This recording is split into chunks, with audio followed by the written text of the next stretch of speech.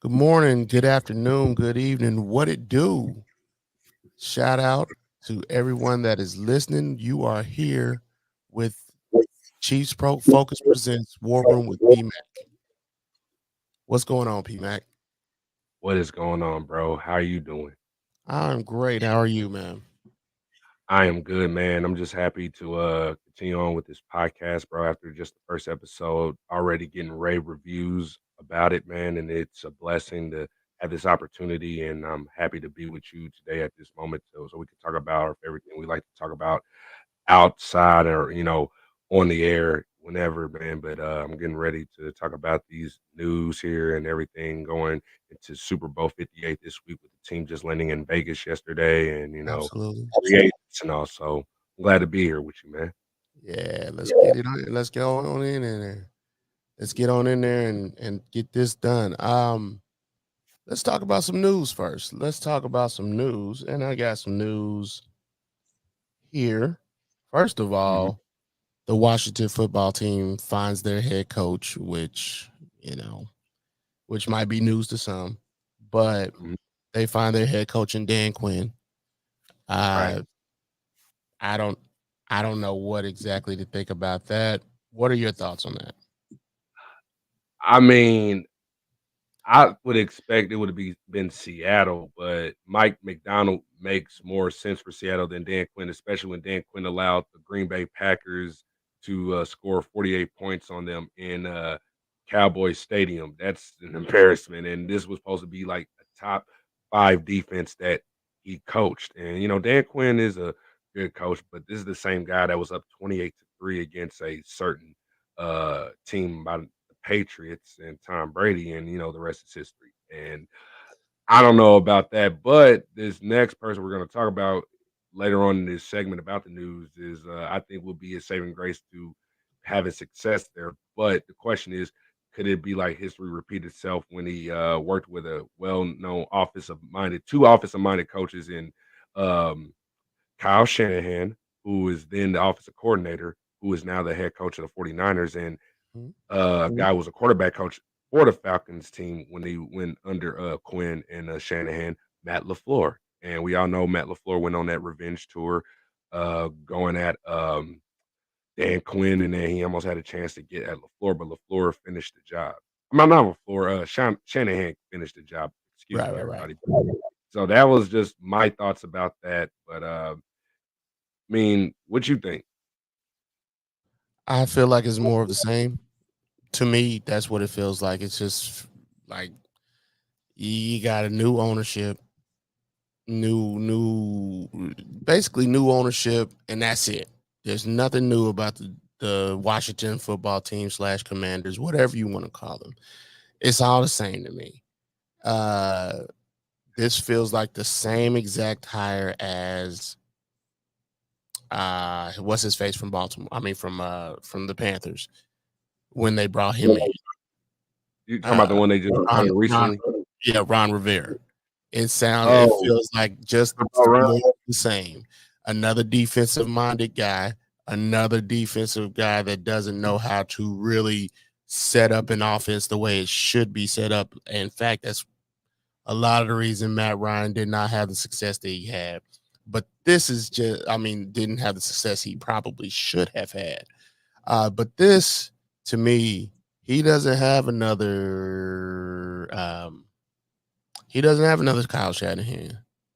You think you do, but Kyle Shanahan and Mike McDaniel are two of the guys that I think are great play caller or play designers. Um, they're great play designers. I'm not going to say great play callers because I feel like there's leaves a little bit to be desired there, but I know they're great play designers, and they can design a play to make your head spin. Just calling it in the right time sometimes can be the issue. But I mean, you got anything else to add to that? I'm not a fan of the move. Just throwing that out there. I'm not a fan of it. Yeah, I'm not. I wasn't even a fan of the Dan Quinn move myself either. But there's a Dan Quinn story, but I want to save till the end of this show. So I wanted to tell you that, but I'll tell you why it speaks to everything what you're saying too, man. Because yeah, I feel you on that one. But you can move on to the next part of the But news segment. Well, the Seahawks hire, I forget his name, McDonald. Mike McDonald, the former defensive coordinator of the Baltimore Ravens, who we just beat last week. Correct. That's it. And I figured it had a lot to do with guys waiting to figure out what they're going to do as far as after the playoffs, after their playoff run is done or whatever. But I don't have any news on that unless you do. Do you have anything to say about that? I think with McDonald, I think he will definitely do a good job with Seattle there. Make their defense at least try to become top 10. And as long as you try to do the same thing with the Seahawks like you were doing with the Ravens last season, especially with Geno is more of a guy who's going to throw the ball downfield than Lamar is, and you should be okay, especially if you have the right offensive system. Or because I think if I'm not well, yeah, if you still have the same offensive system, because yeah, the former Seahawks offensive coordinator that also coached Russell his final year there, and also Geno Smith the last 2 years. Shane Waldron, he's now becoming the new offensive coordinator for the Bears, who is part of this segment that we're going to talk about a little later on in this topic, because some interesting thing how a lot of these, like this Chicago Bears team, and I'm already saying it, they're going to really shape, I feel like, this NFL offseason, not just in free agency, not just free agency, but really in the draft, because they could be get a lot of draft capital, especially in reference to what we're going to talk about next. I think that's all the news we have. Oh, no. Cliff Kingsbury. Oh, thank you for that. Thank you for that. The news of Cliff Kingsbury, he was originally supposed to take the job as the offensive coordinator for I almost called him Oakland, for the Las Vegas Raiders, Oh, yeah. which would have been, I think, would have been a great hire. However, Man, however, they have he decided to go a different route. and pull Uh, the old Belichick, the old Emmanuel Sanders. the old what's his name, the offensive coordinator for the former Raiders head coach. What's his name? Ryan Billick? Nah, the Raiders Right, head coach former just Raiders got head. fired. Oh, Josh McDaniels. Josh McDaniel, when he did what he did with Denver, or what he Yeah. did with the Colts, but he decides he's not going to be the offensive coordinator after telling them that he was going to accept the job. He changes his mind, and now he is headed, or he's actually down with Dan Quinn over with the football team, who I keep wanting to call them the football team, but they are the Commanders. Left hand Mhm. up, who are we? The Commanders. Uh, so, what are your thoughts about that, bro? Man, crazy, man. I would say that when you look at it before Cliff, they was also talking to Eric Bieniemy and also Pep Hamilton, who was the offensive coordinator for the Texans just in 2022. But Yep. you look at the Commanders, man. They have several questions to answer this offseason, such as like who will be their starting quarterback, especially when you got Cliff Kingsbury going there, and uh, Caleb Williams could be wanting to go there. For Washington.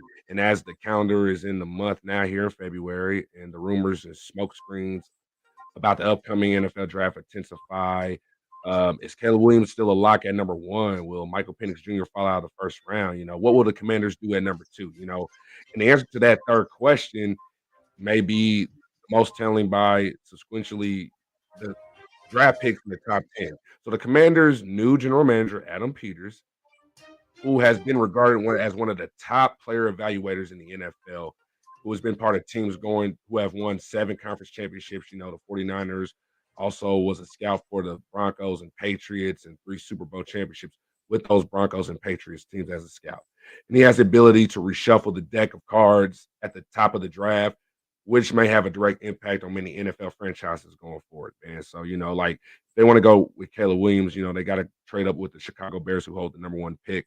Like, for example, I could see them like sending their second overall pick number 66, pick 100, and like the 2025 fourth or fifth round pick, just to get to number one, to get Caleb their guy, especially if they really believe in him. And man, me and my cousin Devontae, shout out to him right now, diehard Raiders fan. He also has respect for the Chiefs, but we were talking about this, going through like a test of like we were in the general manager's office, the actual war room, and working 2 hours, like to not only build the Chiefs roster up, especially in terms of salary cap numbers, but the Raiders. And it was like the things we talked about, Caleb Williams, even Justin Jefferson. And speaking of Justin, not Justin Jefferson, no, Justin Fields, I mean, Justin Fields. And speaking of Justin Fields, his former offensive coordinator is expected to be the Raiders' new offensive coordinator now that Cliff is left, and that is Luke Gatsby, who was the offensive coordinator for the Chicago Bears. Um, you can look at them looking at Justin Fields and trying to trade for him, because Fields might be that trade target for them. They hold the 13th overall pick, and they're likely to move on from Jimmy Garoppolo. I mean, they overpaid him, and they're going to have to take like a 15, $14 million dead cap hit Mm-hmm. by cutting.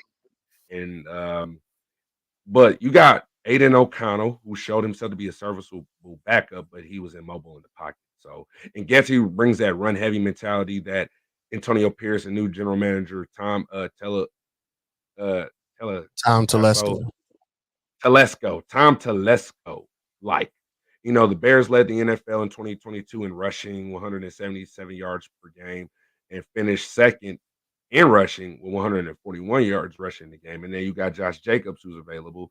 So that would not be a bad quarterback running back duo if you potentially want to bring in Justin Fields and re-sign Josh Jacobs. I'm just putting that out there. So that's good, but their passing game is just not that good. But it could be kind of like Ron Tannehill, Derrick Henry, uh, Jared Goff, and Todd Gurley, or like Baker Mayfield and Nick Chubb, when they had those seasons 2018, 2019, and 2020. So, Which is fine. Like I don't expect what's the brother's name? Head coach for the Raiders. I lose names when we get on these shows. I don't know why. Antonio Pierce. Yeah, I don't think Antonio Pierce needs to necessarily start hot. I think he has a little bit of time based on the past of the Raiders and them hiring what 3 head coaches in the last 5 years. Like 3 different head coaches plus interim in between there. I think they want to change their fates, and if they want to do that, the best thing they're going to have to do is ride it out with Antonio Pierce and Tom Telesco. And I think you backpack that. I think if you are Mark Davis, you connect the GM with the head coach. If you get rid of one, you got to get rid of the other. That's how I would do it in this instance. But we'll see what happens. We'll see what happens. Let's move on to our next topic. Sir. Well, 3 keys to Super Bowl success for the Chiefs. What do you yes, got sir. for us? All right, guys. You already know that the Super Bowl 54 rematch showdown between the Kansas City Chiefs and the San Francisco 49ers is 6 days away, everybody. Patrick Mahomes and the Chiefs are aiming to become the first back-to-back Super Bowl champs in 19 years when they face the 49ers on the 11th in Vegas. With that, it's time to examine some keys for the Chiefs as we approach the big game. We go in depth here and examine just what the defending champs will need to accomplish in order to do what no team has done since Tom Brady and the New England Patriots, winning 2 in a row following the 2023-2024 season. So, the 3 keys to a Chiefs victory. A tough, reliable run game allows an offense to command a game's pace in the majority of contests. It also controls the game's result. In other words, time of possession game. That's why I continue to roll with Pacheco, continue to ride the hot hand of Pacheco. He's been a revelation for the Chiefs this season, leading the team in all yards from scrimmage and total touchdowns this year. The offense is far more efficient when running the ball effectively. Allowing Pacheco to set the tone for the offense will put Mahomes in advantage passing situations. And speaking of advantage passing situations, what's better than having a great running back on your team? Having 2. Absolutely. Jared McKinnon is back from IR, and with Mm-hmm. Pacheco and McKinnon back healthy on the field, you got form one of the best, if not the best, running back duos in the NFL today. Not only for their abilities in the run game, but also what they could do in the passing game. On 69 total receptions in the regular season, they both combined for 436 yards and 6 total touchdowns catching. What may be more impressive is out of those 436 yards, 577 of them came after the catch. The Chiefs faced the 49ers defense that gave up the eighth most receiving yards to running backs this season, 625 yards. With the San Francisco secondary trio of our guy Mooney, Charvarius Ward, Logan Ryan, and Demario Lanier performing extremely well this postseason for them. The Chiefs might have a tough time moving the ball downfield with their receivers using two of the better pass catching backs in the league in Pacheco and Jet against a team that allows quite a bit of yardage and catches, 90 catches, which is the fifth most allowed by against a running back this season by the Niners allowed, will likely prove to be a solid method of moving the chains against one of the best statistical defenses in the league. For me personally, if nothing else, running the ball helps Andy Reid do better. Like it helps him figure out a defense that might be throwing different shades of different things. Now we got to understand this is a different defense than 3 years ago when we originally played the 49ers. So running the ball at them, because if we look at it, the Chiefs have had a success against the 49ers since 2019 -20. We've had success. I don't think they are. I think they're winless against us since that time. I think we only played them maybe once, probably twice, and they neutralized Nick Bosa in that matchup when we played them in the regular season. But we also got to realize there's another side of the ball that is there, and they no longer have their defensive coordinator that they had originally when we played them. They have, I almost called him Leslie Frazier. It's not Leslie Frazier. It is the former head coach for the Arizona Cardinals, got fired in 1 year. Steve Wilks. Steve Wilks, thank you. So I don't think he's going to allow us to just sit there and be able to predict what's coming. He's going to throw a lot at us and you also got to realize with Fred Warner and those guys who were inexperienced at the time when we first played them, they have a lot of experience now. They're downhill runners and the second level of the ball. So they will make sure that they try to stop us at the attack. So let's move on to number 2. All right. Avoid third and long. This is where a running game truly helps an offense, keeping the down and distance manageable. The Chiefs need to avoid getting stymied on first and second downs running the ball, putting them in unfavorable third down passing situations. Travis Kelce and Noah Gray could be major factors in the short passing game to help move the chains. Protecting the football will be crucial to winning on Sunday, especially with the way the Niners have capitalized on turnovers. They've allowed total of especially their secondary, 20. No, their defense has allowed 20 touchdown passes, but they have gotten 22 interceptions. So we just got to play, as my mom would always say it, play Alex Smith football, protect the football. And that tends to be the game plan with any Super Bowl, honestly. If you look at the Super Bowls, there's not a bunch of crazy plays out there. It happens, but they're not really a bunch of crazy plays. It's normally fundamental, run the ball, short dump offs, and every so often you get a long ball, but it doesn't typically happen like that.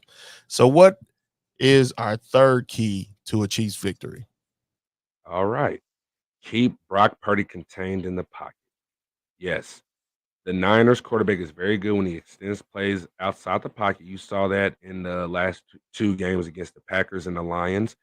This allows Deebo Samuel, George Kittle, and Brandon Ayuk to create separation deep and keeping like that, like we did with Lamar Jackson, keeping him in the pocket while holding on to the ball too long will limit the Chiefs' exposure to those explosive plays downfield and allow the Chiefs' front seven to get to Purdy. Pressure alone won't be enough to limit Purdy's impact. It will take reliable tackling, ensuring he doesn't escape a rusher's grasp so that he can't make off play, plays off schedule. While the Niners boost one of the best offensive lines in the NFL, going after their right tackle, Colton Makovitz, who's allowed 9 sacks, 5 quarterback hits, and 55 pressures this season, according to Pro Football Focus, seems like a wise decision for the Chiefs if they want to try to slow down the Niners' dangerous run game led by Christian McCaffrey and passing performance of Brock Purdy.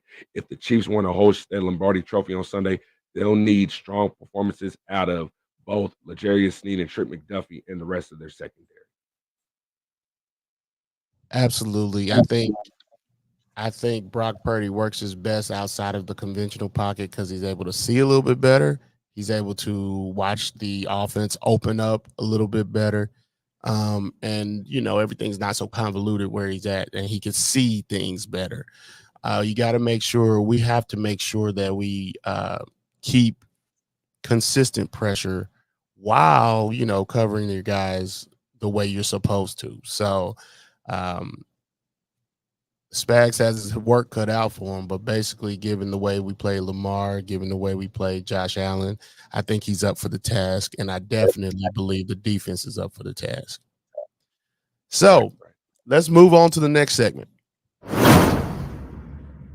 We're talking about the 5 free agents that the Chiefs should be looking at to fill roles in 2024-25 season. So who's your first one? All right. Well, guys, to pick up where we left off from the first episode, we mentioned the 5 players that the Chiefs should bring back. Well, this time we're going to talk about the guys that I feel like the guys should consider. And I've been talking about this for a month with Thizz, and he knows this. So anyway, number 1, Tyron Smith from the Dallas Cowboys. Yes, man. NFL teams are looking for a veteran mentors, and Tyron Smith fits that role to a T, just like Donovan Smith was for the Chiefs in 2023. But look at this signing as if this is Brett Veach's way of making up for not locking up Trent Williams in 2021. Mm-hmm. Yeah. Yeah. So the Chiefs may have to get creative with how they manage their cap if they choose to pursue this valuable asset. Smith is 33. He is a 5-time All-Pro, including this season being a second-team All-Pro left tackle, as well as an 8-time Pro Bowler. He started in all 161 games that he's played while he's with the Dallas Cowboys.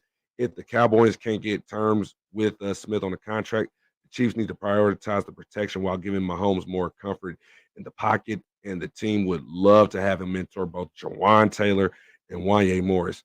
Smith still has the ideal size, quickness, and power the Chiefs love at the left tackle position. In the passing game, he's still quick out of his stance and does a nice job staying square with his opponent.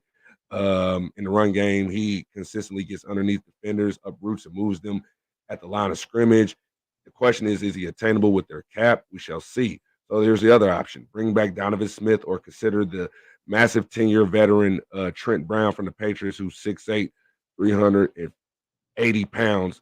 These guys could be options as well. And my contract predictions was like he could be looking between a 2-year, $20 million deal with like $14 million guaranteed, or like a 3-year deal for $53 million with $35 million guaranteed, whichever one you think. Or it could be a 1-year deal. Here's my only pushback on that. Is Brett Veach tends to not want players over a certain age, which tends to be 30, 31.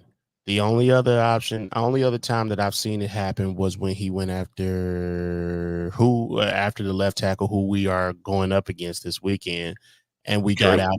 Yeah, Trent Williams. And we got outbidded by the 49ers. But that was back after the abysmal Super Bowl that the Chiefs had where there was no protection. So it was paramount that they got that protection. I don't feel that there is a dire like it was 2 years ago, but I definitely feel that there's a legitimate need for a left tackle at least to sign 1 to 2 years, maybe 3. to even see to help bring along Wanye Morris to figure out whether he is somebody we need to keep or move on from and just develop him even further. So Tyron Smith is the first one. Who's number two? All right, man. So Rasheed Rice is the only pass catcher who displayed solid hands and concentration against tight coverage, especially late in the season. While every word is coming from the kingdom that MVS could be a salary cap casualty, a plan needs to be in place to bring Rice a reliable running back outside and who's also a pure route runner. The Jacksonville Jaguars wide receiver Calvin Ridley can succeed in Andy Reid's West Coast offense, running the quick and short routes, and with Mahomes' ability to dominate in the vertical pass game that lets him win in the intermediate to deep parts of the field. In 2023, Calvin Ridley had 76 receptions for 1,016 yards and 8 touchdowns in 17 games as Trevor Lawrence's top target.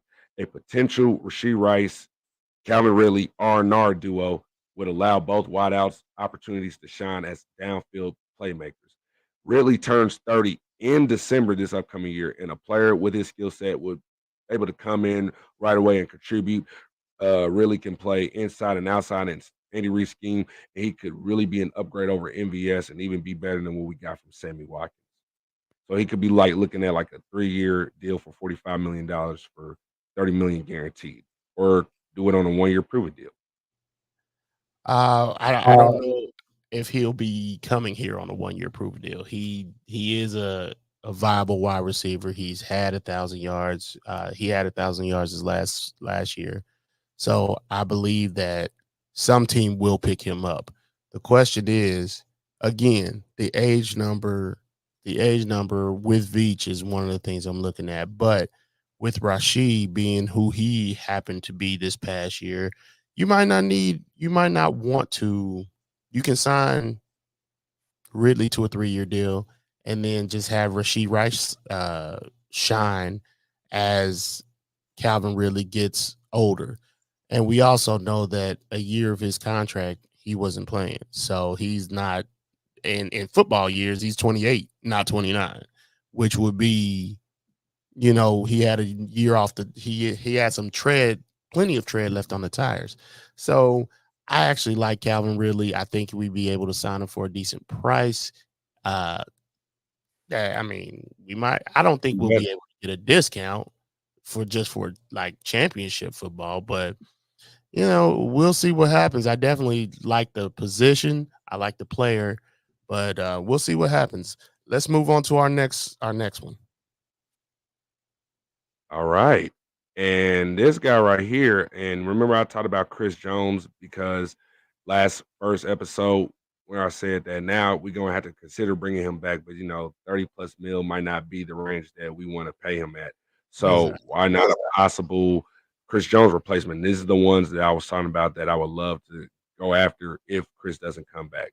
And that is none other than Justin Madubuike, the defensive lineman from the Baltimore Ravens, because you already know the Baltimore Ravens let players leave so they can get that compensatory picks for the future. That's how they continue to build themselves to be reliable teams. So don't forget, this was the guy that Joe Cullen, our defensive line coach, has worked with even in his rookie year. And he has steadily improved over the first 3 seasons, but exploded in year number 4. His 13 sacks were more than his career total heading into the year and led all NFL defensive tackles. His 33 quarterback hits were tied for 3rd in the league in his 11 straight games with at least half a sack, tied the longest streak by a defensive tackle since 1982 when the statistic was first recorded. As the Ravens collected an NFC North title, the conference top seed, and advanced to the conference title game, Madubuike rounded into a consistent havoc record on defense. A 3rd-round pick in 2020, Madubuike played out the final year of his rookie contract, earning a $2.7 million, and he'll likely command 7 times that next year, as his production warrants him joining the elite money makers among defensive linemen who are in the neighborhood of earning more than $20 million per season. I've been impressed with just his ability as a pass rusher and also run stuffer, and also the rare speed at the position. He ran a 4.85 at the combine in 2020. And I was hope, the Chiefs could use him like the way they use Chris Jones, especially where they put him on the inside as a 3 technique and on the edge, 5 technique. Um, and just in case if Joe Cullen stays, which I have a feeling he will stay at least for one more year, then I think he'd get the DC job. I think this would be good, and he'd get back with Joe Cullen's philosophy because Joe Cullen has worked with players like Medu Buke before and has gotten them paid, just like Mahomes getting players paid, just like Matthew Judon or Brandon Williams or is it Darius Smith, those guys like that. So I'll be thinking that Medu Buke could be looking at like if the Chiefs was going to give him a deal, 3 years, $51 million, 32 million guaranteed is my prediction, but could be a little more. But yeah, 3 years, 32 million. Okay, guaranteed. That's good. I like Matabuke. I like his style. Of course, he's no Chris Jones, but you kind of gonna have to supplement that with. You're just gonna have to supplement that with bodies. Period. It's gonna have to be that way. You'll be able to. He can play inside. He can play outside. He's not as good as Chris Jones, but he could definitely wreak havoc all over the place, and especially with the emergence of Karlaftis being who he is, and then hopefully the emergence of FAU, Felix and Udike Uzama, with his development, you would hope that he hits because of his first round status. So having a guy like Matabuke in that room would be enough to supplement the departure of Chris Jones. It's not a guarantee, but that's kind of what you're hoping for. yeah. And let's go to our fourth one. I'm sorry. Yes, sir. All right, my guy, Austin Eckler. Man, the Chiefs will have to make a decision on how to handle the potential losing both Jerick McKinnon and Clyde Edwards-Helaire this offseason. There are a slew of bargain options at running back to consider to bring in to complement Isaiah Pacheco. It's time to reload and get one in Austin Eckler. Undrafted out of Western Colorado in 2017, um, Eckler has emerged as one of the premier dual threat running backs in the NFL. He has registered 24 receiving touchdowns, which leads all running backs in the NFL since 2019. 24. And despite being 5'10, 202 pounds, Eckler could run through tackle attempts and displays the elusiveness to make a man miss on any given play. And he's more durable than McKinnon, in my opinion. And Andy Reid has had some success in the past with these type of guys like McKinnon and also Jamal Charles. So, Eckler offers the Chiefs a dual threat veteran running back that Mahomes could throw the check down to. And he's an incredibly good route runner for a running back. And he'll also be able to line up out wide as a receiver at times when the Chiefs want to run an empty spread set. His ability as a pass catcher and blocking ability allows him and Isaiah Pacheco to form a scary running back duo from day one going into 2024. Giraffe wise, look for Oregon's Bucky Irvin or Kentucky's Ray Davis. Those guys would fit the bill in the middle rounds if they were going to go in a different direction. So if you were to bring in Austin Eckler, I'd give him a 2-year deal worth $12 million with $6 million total guaranteed. I'm gonna push back on this one for you. It's just a little pushback.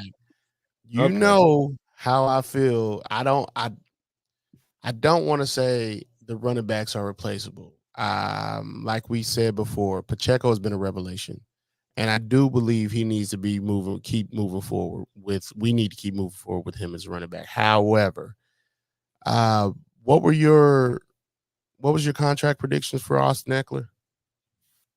2 years, $12 million with $6 million guaranteed. At that price, I'd be willing to, but I just don't see.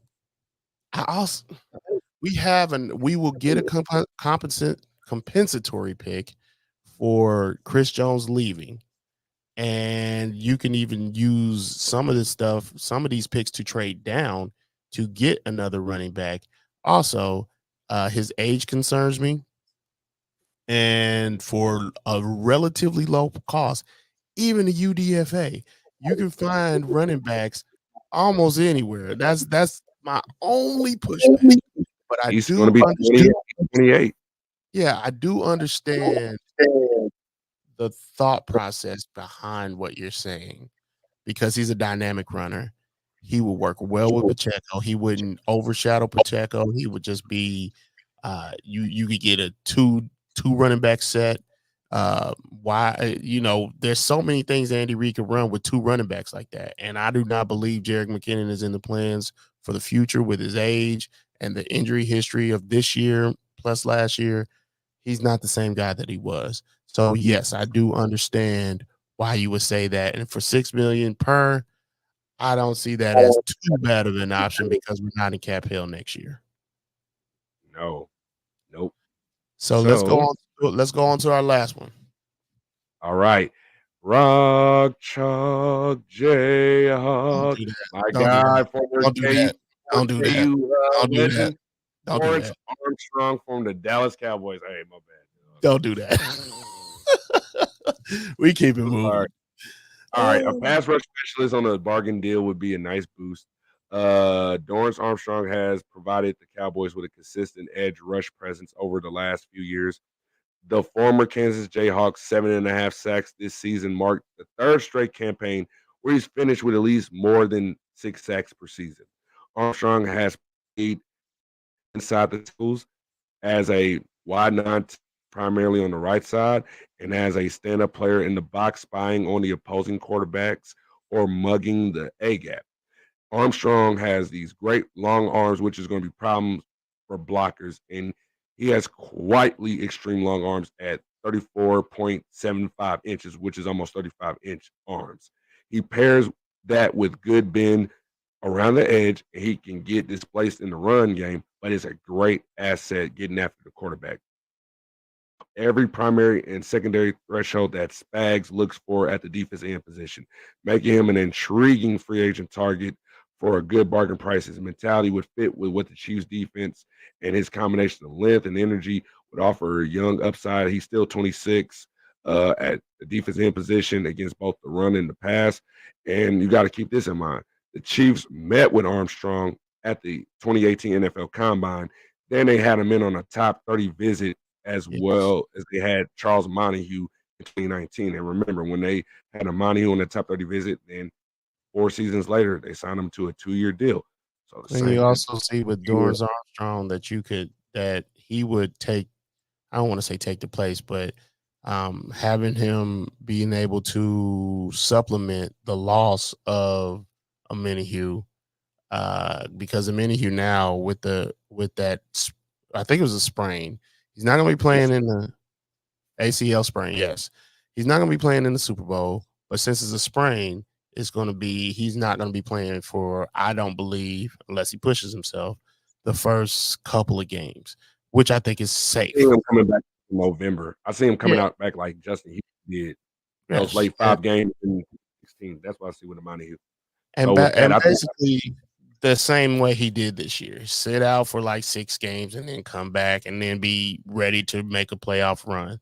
And then having him with Dorrance Armstrong and then having him with hopefully a better Felix and UDK Uzama, it gives,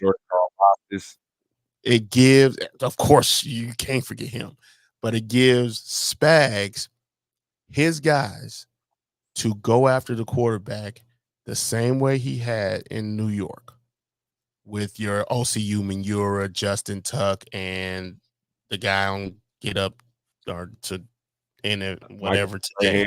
Michael Strahan, thank you.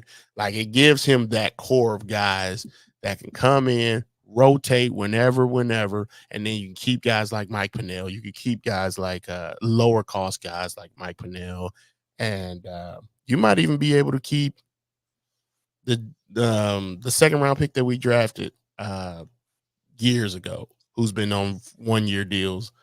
Can't think of his name. Oh, McCall. Who? McCall?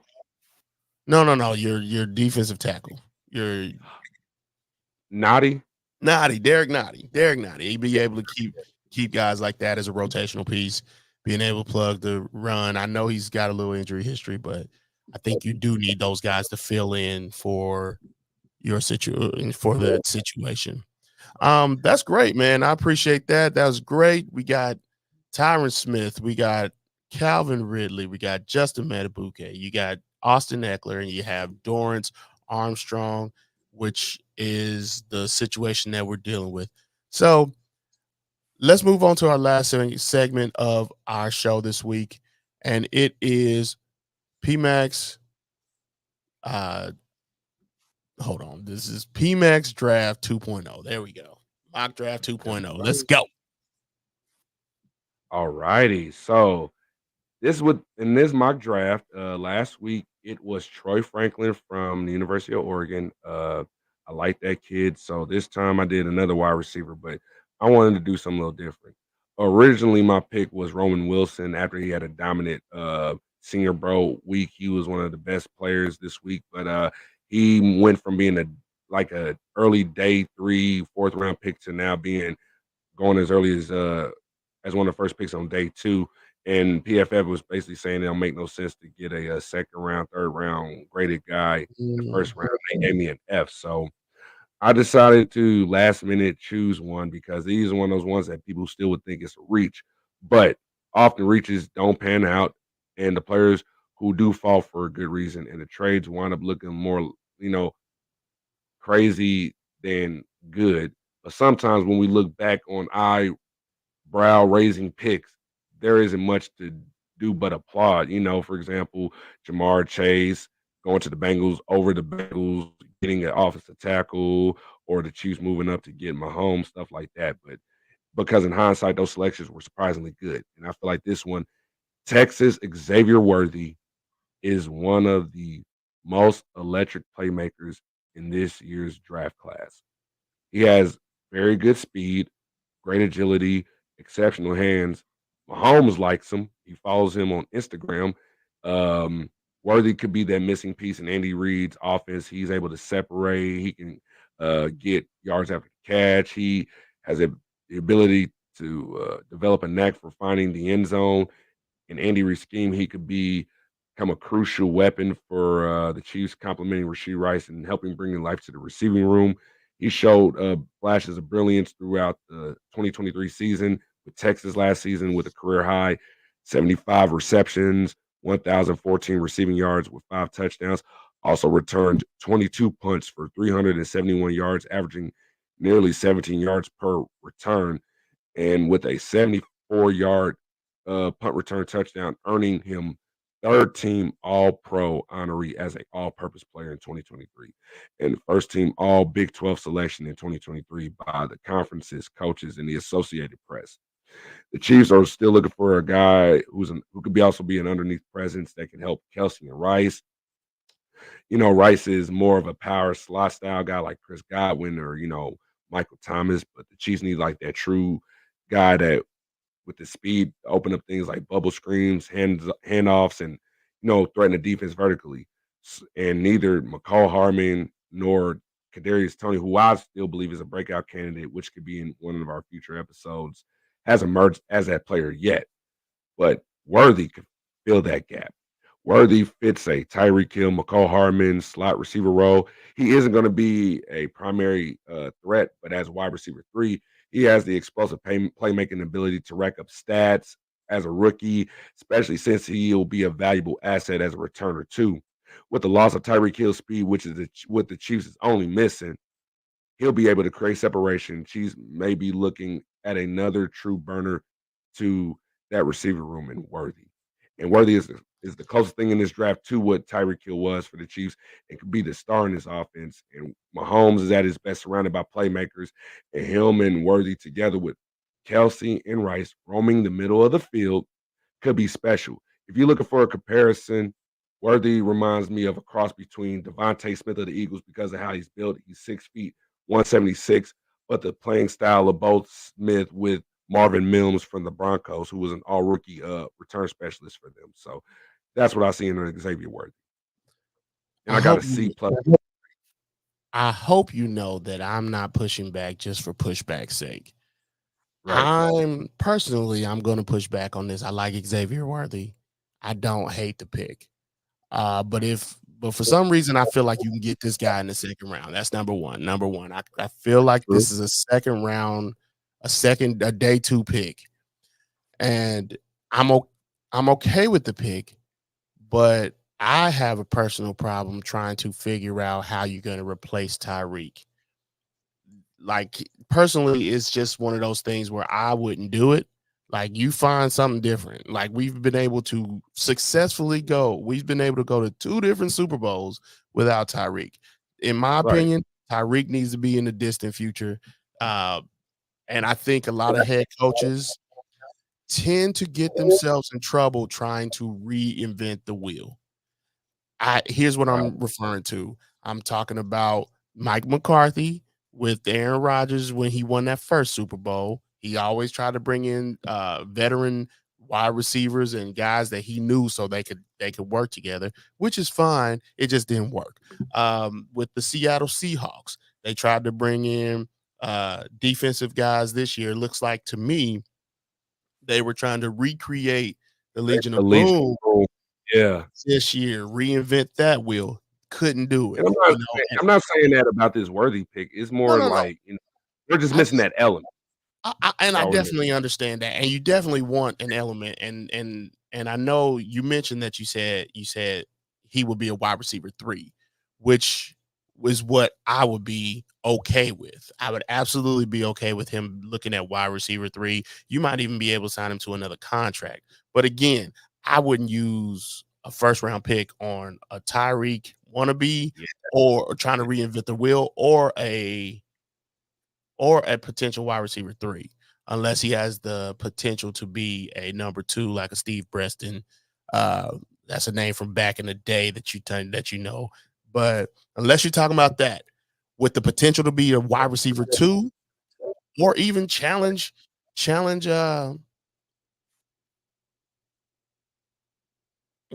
Rashid. Even be able to challenge Rashid. The guy I want, I just want to make sure he's able to challenge Rashid, like be able to push him further than his limits, and as far as his skills are concerned. Too. This is why I made this pick too. Okay. This is one of those picks people be like, "Oh my gosh, why'd you make this pick?" But this is the thing. This kid has played over the last 2 years at Texas, like the equivalent of playing a full 17 game season in college football is playing that full 12. And he's played all of those games. And then I did the same statistical thing that I did last year that made me say this is why we need to get Rashee Rice, or this is why Rashee Rice will be wide receiver 1.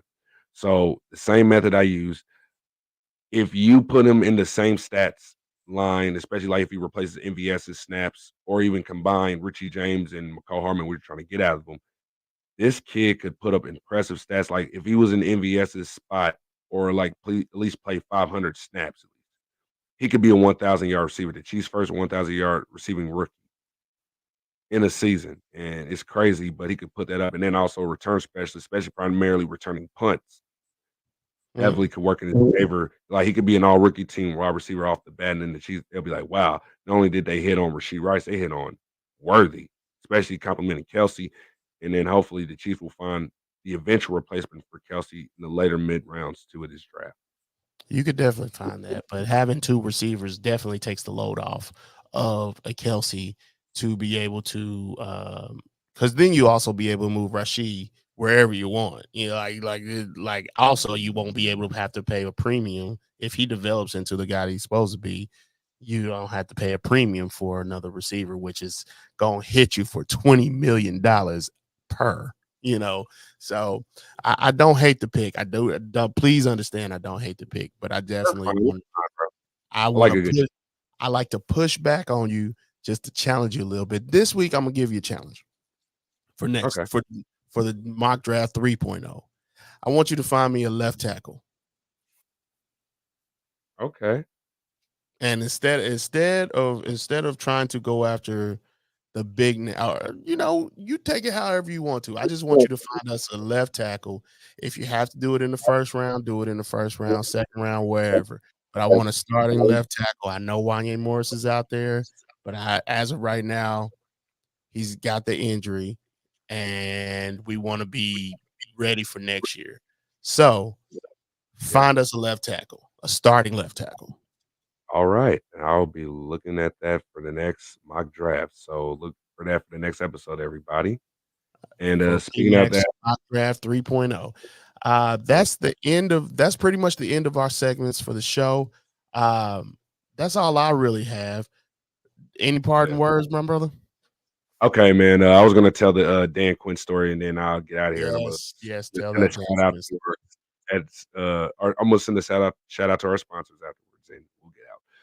So, as I mentioned to you guys, I worked with the Kansas City Chiefs as a GSR employee, providing championship service for the Arrowhead events. So, as I'm getting ready for that 2021 game against the Cowboys, some of our coaches run the steps. You got Brandon Daly who runs the steps every game day at home. There's also some of the visiting coaches too. I had the chance encounter of running into Dan Quinn of all people, running the steps. I'm running the steps, he's running the steps, and my mind is thinking, "This is Dan Quinn. I seen this man on TV of all," and I'm trying to hide all that, 28-3 thing. I'm trying to give my respect. "Hey, man, how you doing?" I wave, and he tries to wave back, and then he looked at me and looked away like this and continued running. I'm like, "What the heck is he looking at me like that for?" Something said, "Look down on my finger." I had my Super Bowl ring on. I don't have my ring on me now. I have a Super Bowl employee ring, and they gave it to all the employees after we won the Super Bowl against the Niners the first year, and they even this last one, I wasn't able to get my second, but my other one's back at home with my mom, safe and everything. But when I had that ring, I said, "Really? You saw my ring and God, like, are you serious? It ain't my fault that you gave up a 28-3 lead, fool." I'm just saying, like, it's like, and then now this man is going to Washington after just giving up 48 points to the Green Bay Packers in Dallas, and it's crazy, man. So, that's just my story Uh, there, man. Look, And then we won against Washington, the Cowboys 19-9. When Chris Jones Tyrese was halftime. yeah, Yeah, yeah, yeah. Rashad Fenton doing the clack thing. I was like, bro, and I have a friend here who went to Ottawa University who, knows Rashad Fenton, who they both from Miami. And he was like, "Hey, bro, that's where we both came from." I was like, "Well, you ain't supposed to show that sign on TV, man. They're gonna come after you." Funny And that they they only found Rashad $5,000 that game, and Clyde Edwards-Helaire 10,000 for pointing at the Cowboy defender running into the end zone. It was a clean play. So yeah, man, that's when Chris Jones sacked Dakota Rain Prescott 4 times that game too. So that's yeah. a crazy experience with that, man. And that's my story right there. And we might have more stories like these part of the show and everything else like that. And before we get out of here, want to present and talk about our sponsor, the PSF app. Pro Sports Fans.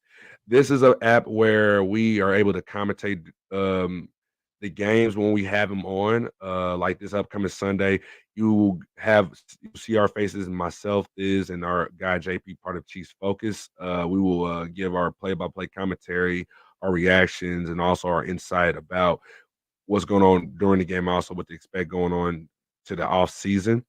Also, there's also other sports opportunities like listening to college organizations. There's KU folks, there's Mizzou folks, USC folks, Texas folks, folks within the media that's worked in radio that's starting to get on it now. We're growing as an app. Sean Salisbury, great guy, former baseball player who's the leader of this app. Give him a follow on X Twitter. To download the app, just type in PSF or just type in Pro Sports Fan, PRO Sports SPORTS Fan, FAN, and then you can add the S because it's fans, and then just download the app. Download it in your local app store on Apple or your local Android phone. And other than that, that's all I got to say, man.